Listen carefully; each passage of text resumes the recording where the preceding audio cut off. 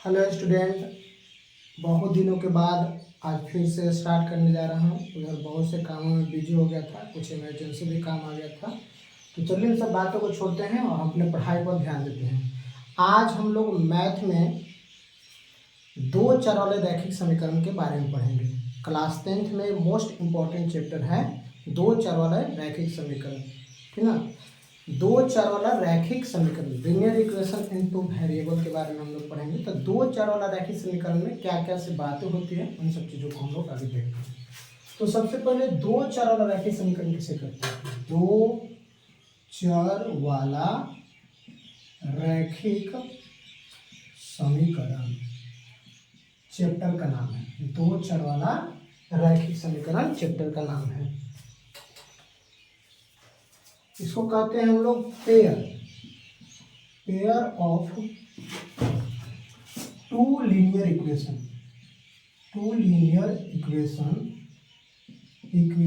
In two variable. Pair of two linear equation pair of linear equation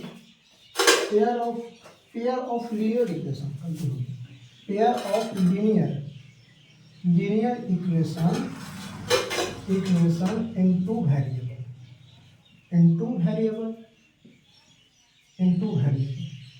तो ये होता है दो चर वाले रैखिक समीकरण। दो चर वाले रैखिक समीकरण को देखेंगे तो यदि ax plus by plus c बराबर 0 हो, जहाँ a b c वास्तविक संख्या तथा a नॉट इक्वल टू 0 एवं b नॉट इक्वल टू 0 हो तो ax तो इसे दो चर वाला रैखिक समीकरण कहते हैं। रैखिक समीकरण कहते हैं। ax plus by plus c बराबर 0 हो तथा a बराबर 0 नहीं हो, b बराबर 0 नहीं हो, तो इसे इस समीकरण को हम लोग क्या करते हैं, दो चर वाला रैखिक समीकरण कहते हैं। दो चर वाले रैखिक समीकरण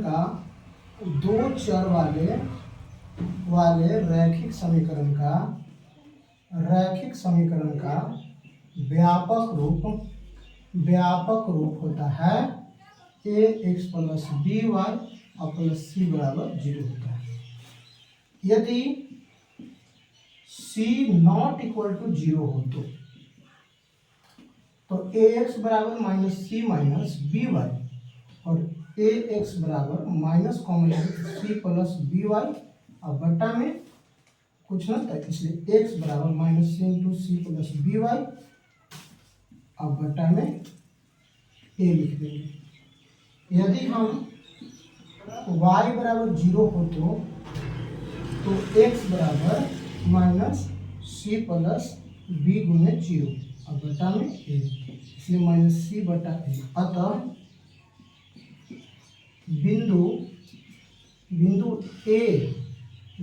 a बराबर जो हमको प्राप्त होगा तो क्या प्राप्त होगा, c बाई a और एगो 0, इतना समीकरण का रेखा होगा।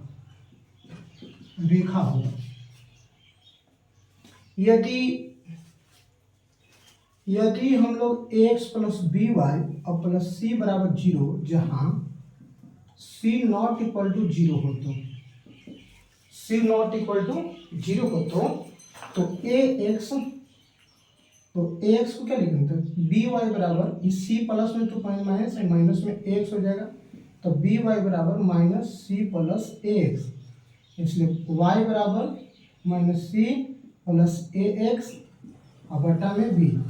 तो x बराबर 0 हो तो y बराबर c बटा b होगा।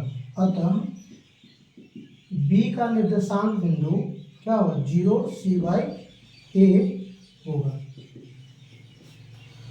तो अगर दो चर वाला रैखिक समीकरण हो तो इस समीकरण से बात हम लोग यही समझेंगे कि अगर ax plus B Y plus c बराबर 0 हो तो निकाय पर चतुर्थांश में x का मान, x a बिंदु का निर्देशांक इतना होगा, ठीक ना। एक्स अक्ष पर इतना पर प्रतिच्छेद करेगा और वाई अक्ष पर इतना पर प्रतिच्छेद करेगा।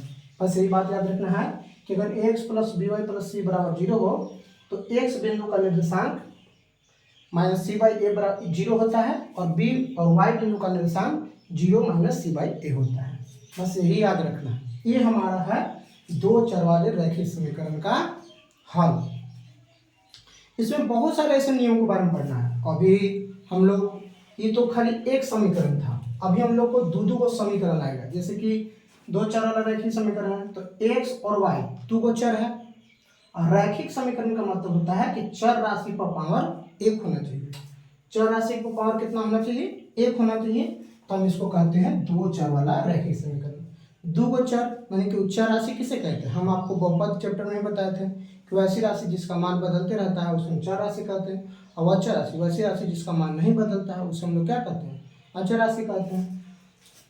तो सबसे पहले देखें तो हम लोग a x plus B Y plus c बराबर 0 हो तो हम लोग क्या देखें? A x plus B Y plus c बराबर 0 हो तो क्या होगा? जहाँ a b c equal to or greater than और बी नॉट इक्वल टू 0 हो तो इसे दो चर रैखिक समीकरण कहते हैं। अब आगे हम लोग देखते हैं a x plus B Y plus c बराबर 0 हो तो जहाँ ए और बी 0 के बराबर नहीं हो तो इसे दो चर वाला रैखिक समीकरण कहते हैं। दो चर वाला रैखिक समीकरण का व्यापक रूप का मतलब होता है कि समीकरण का सबसे सरल रूप। तो हमारा X plus B Y plus हम एक समीकरण के लिए एक्स बिंदु का निर्देशांक और वाई बिंदु का निर्देशांक किसी भी समीकरण में अगर एक्स का निर्देशांक देखना हो तो माइनस सी बाई ए बराबर 0, अगर वाई का निर्देशांक देखना हो तो 0 सी बाई ए होता है। तो इस प्रकार से हम लोग एक समीकरण के एक्स बिंदु का निर्देशांक और वाई बिंदु का निर्देशांक हम लोग देख लिए किस प्रकार से होता है। अब हम लोग देखेंगे आगे कि जब दो इसका हल कैसे होगा, जैसे कि चतुर्थांश पर इसको हम किस प्रकार से आलेख तीर सकते हैं। तो देखिए सबसे पहले हम लोग देखते हैं।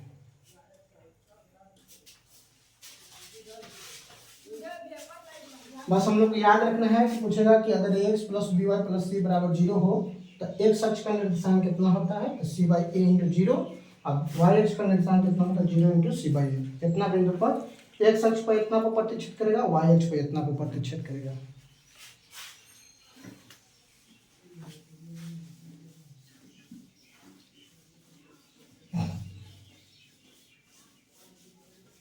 और जो भी हो ये सब जो भी हम आप लोग को लिखवा रहे हैं अपना पॉज कर करके रोक के इसको स्क्रीनशॉट कर करके आप लोग अच्छा से इसको फेयर बनाइएगा ताकि आप लोग को सही प्रकार के नोट्स तैयार होते जाए और इसको अच्छा से पढ़ सके बाद में।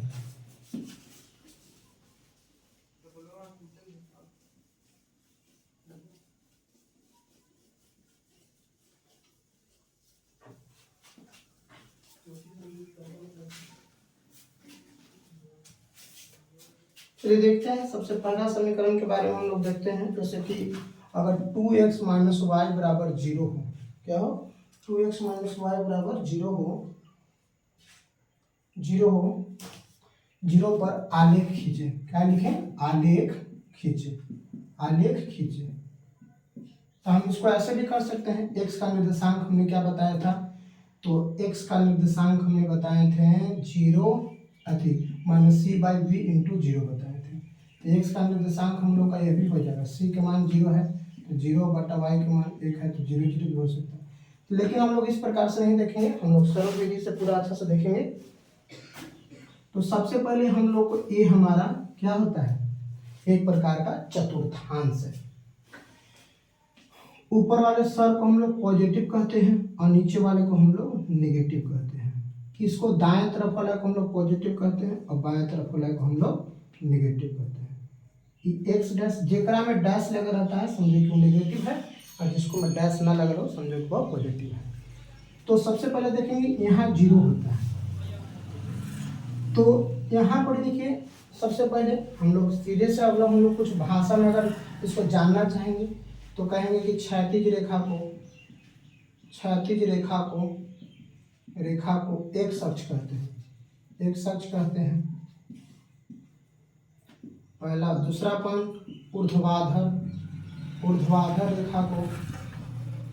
रेखा को वाई अक्ष कहते हैं। ऐसे भी हम लोग जब 7वां चैप्टर निर्देशांक ज्यामिति पढ़ेंगे ना, तो ये सब चीज़ों के बारे में अच्छे से हम लोग पढ़ेंगे, लेकिन फिलहाल के लिए भी आप लोग को छोटा मोटा चीज़ बता देते हैं। जैसे कि अगर पूछेगा कि कोटि या वाई निर्देशांक पूछेगा, वाई निर्देशांक पूछेगा, तो कहेंगे कि एक्स अक्ष से किसी बिंदु की दूरी,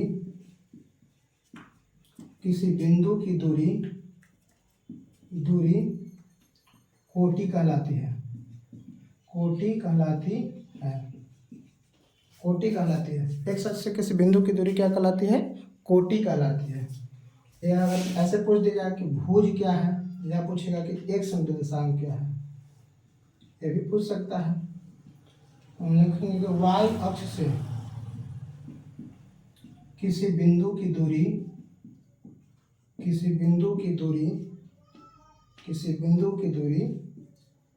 वाई अक्ष से किसी बिंदु की दूरी एक भुज कहलाता है। क्या कहलाता है? भुज कहलाता है। एक और पॉइंट हम लोग लिख सकते हैं, जैसे कि पूछ देगा कि मूल बिंदु क्या है, मूल बिंदु क्या है, तो हम लोग लिखेंगे कि एक्स अक्ष और वाई अक्ष, एक्स अक्ष है और वाई अक्ष, जिस बिंदु पर प्रतिच्छेद, एक्स अक्ष और वाई अक्ष जिस बिंदु पर प्रतिच्छेद करती है,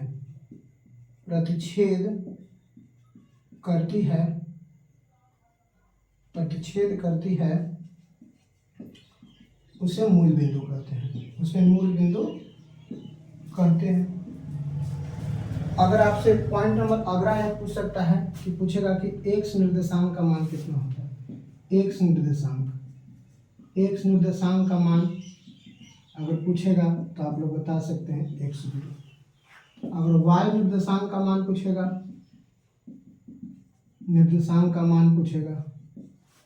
तो हम बोलेंगे कि 0y। अगर पूछेगा कि मूल बिंदु का निर्देशांक का मान पूछेगा तो हम लोग बोल देंगे 0, 0। ये हमारा होता है इतना। इसके बारे में हम लोग इतना अच्छा से हम लोग पढ़ सकते हैं। तो क्षैतिज रेखा जो पृथ्वी के समानांतर हो, उसी को हम लोग क्या कहते हैं? क्षैतिज रेखा। जैसे कि पृथ्वी की धरती के समानांतर है तो ये हमारा एक्स अक्ष है। अगर इसी हाथ को हम ऐसे कर देंगे तो ये हमारा ऊर्ध्वाधर हो गया, वाई अक्ष हो गया। तो ऊर्ध्वाधर रेखा को वाई अक्ष और क्षैतिज रेखा को एक्स अक्ष, और दोनों जिस बिंदु को मिलती है उसे हम लोग मूल बिंदु कहते हैं। और एक्स अक्ष से ऊपरे में जाओ या नीचे में जाओ, जितना दूरी तुम जा रहे हो उसका वाई निर्देशांक या कोटि कहलाएगा। या वाई अक्ष से बाएं जाओ या दाहिने जाओ, तुम जितना दूरी जाओगे उसका भुज कहलाएगा या कोटि कहलाएगा। चतुर्थांश 4 होते हैं। ऐसे 10th क्लास तक आप लोग को चतुर्थांश 4 पढ़ना है। यह प्रथम चतुर्थांश। अगर इतना आप लोग अगर देख कर अगर लिख लिए हों तो आप इसको स्क्रीनशॉट करके अपना रोक करके अब इसको उतार सकते हैं। अब हम लोग आगे बढ़ते हैं। तो इस रेखा का जैसे कि 2x - y = 0 को आलेख खींचना है। तो आलेख हम लोग चतुर्थांश में खींचते हैं, नियामक पर खींचते हैं, तो हम लोग इसके बारे में जान लेते हैं। तो इसके बारे में जानने के लिए हम इतना कुछ आप लोग को बात लिखे हैं कि एक्स अक्ष क्या है, वाई अक्ष क्या है, कोटि क्या है, भुज क्या है, मूल बिंदु क्या है, एक्स अक्ष का निर्देशांक क्या होता है, वाई निर्देशांक क्या होता है, मूल बिंदु का निर्देशांक कितना होता है, ये सब के बारे में आप लोग को बता दें। अब हम लोग आगे हम लोग चलते हैं इसमें। जैसे कि हम आप लोग को बताते हैं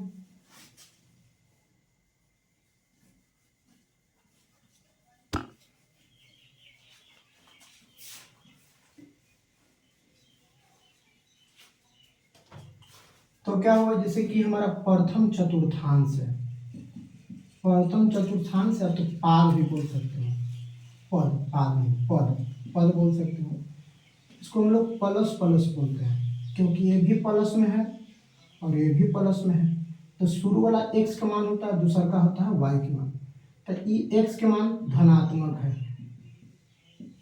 और ये भी क्या है हमारा, ये भी हमारा धनात्मक है। तो प्लस है इसीलिए। अब इसमें देखेंगे तो ई x के मान है तो माइनस है और y के मान है तो ये प्लस है। ये हो गया द्वितीय पद। ये क्या हो गया हमारा, ये हमारा हो गया द्वितीय चतुर्थांश या पद बोल सकते हैं। ये भी ऋणात्मक है और ये भी हमारा क्या है, ऋणात्मक है। ये भी हमारा क्या है, ऋणात्मक है। तो दोनों ऋणात्मक है तो इसलिए माइनस माइनस हो गया। इसको हम लोग तृतीय चतुर्थांश बोलेंगे या इसको पद बोलेंगे। अब इसके बाद देखेंगे तो x के मान प्लस है, y के मान माइनस है, तो चतुर्थांश या इसको पद बोलेंगे। तो इतना चीज एक नियामक होता है, निर्देशांक होता है। अब इसके बारे में हम लोग सब कुछ समझ गए क्या होता है। अब इसको अगर किसी को छापना है तो अपना छाप सकते हैं, नहीं तो हम आगे बढ़ते हैं। यकीन है कि आप लोग को समझ में आ गया होगा। अब हम लोग इसके बारे में 2x - y = 0 का आलेख खींचते हैं। तो सबसे पहले आलेख खींचने के बाद हम लोग क्या देखेंगे कि आलेख कैसे खींचाता है, इसके बारे में देखेंगे। तो 2x - y = 0 है, इसलिए 2x बराबर क्या होगा, y हो जाएगा। अब हमको x = y/2 हो जाएगा। ये हमारा समीकरण हो गया। अब इसके लिए हम बक्सा बनाएंगे। अगर कम में बक्सा बनना चाहिए तो कम से कम 3 गो बनना चाहिए, कम से कम तो 2 गो जरूर बनना चाहिए, नहीं तो कम में 3 गो बना सकते हैं, ज़्यादा में कितनों भी बना सकते हैं, बॉक्स कितनों भी बना सकते हैं। अब हम y के मान अगर हम 2 रखते हैं तो 2 से 2 कटेगा, जैसे कि x = y के मान हम 2 रखें तो 2/2 तो कट गया तो कितना है 1, तो x के मान 1 हो गया। अगर y के मान अगर हम 0 रखें तो 0/2 हो जाएगा, तो इसका मान 0 हो जाएगा। अगर हम y के मान अगर हम 4 रखें तो x के मान 4/2, यानी कि कट के 2 हो गया, यानी कि कहने का मतलब कि x के मान 2 हो गया। तो इस प्रकार से हम लोग देखते हैं कि हमारा एक बक्सा तिरा गया। तब इसके बारे में हम लोग देखते हैं थोड़ी सी ग्राफ। देखिए तो सबसे पहला बात कि 0 है, ये हमारा प्लस है, ये हमारा माइनस है, ये हमारा माइनस है, ये हमारा प्लस है। तो 1 2 3 4 5, 1 2 3 4 5। सबसे बड़ा वैल्यू जो अभी रहेगा उससे, सबसे बड़ा वैल्यू जो रहेगा उससे एक ज़्यादा तक लिखना है। जैसे कि 4 1 2 3 4 5, 1 2 3 4 5,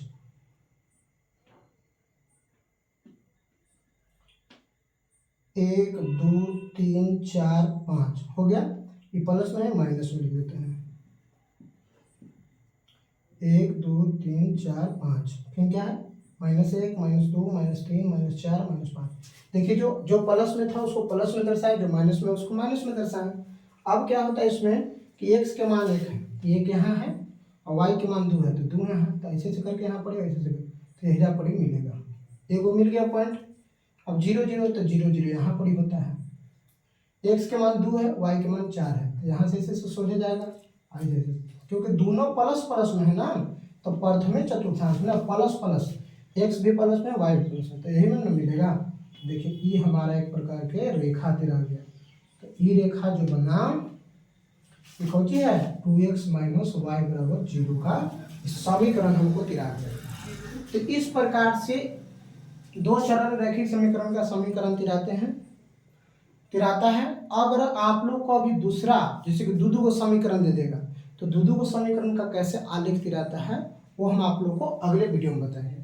तो फिलहाल के लिए अगर किसी को न समझ में आए तो इस वीडियो को 1 बार 2 बार 3 बार देखें। आपको यकीन हमारी है कि पूरा आप लोग को अच्छा से समझ में आएगा। हम पूरा कोशिश करते हैं कि आप लोग को समझ में आए। अब रही बात कि अगर मेरी वीडियो अच्छी लगी तो आप लोग इसको चैनल को सब्सक्राइब करें तथा वीडियो को लाइक करें और इसको सभी जगह अपने दोस्तों के पास शेयर करें। Thank you.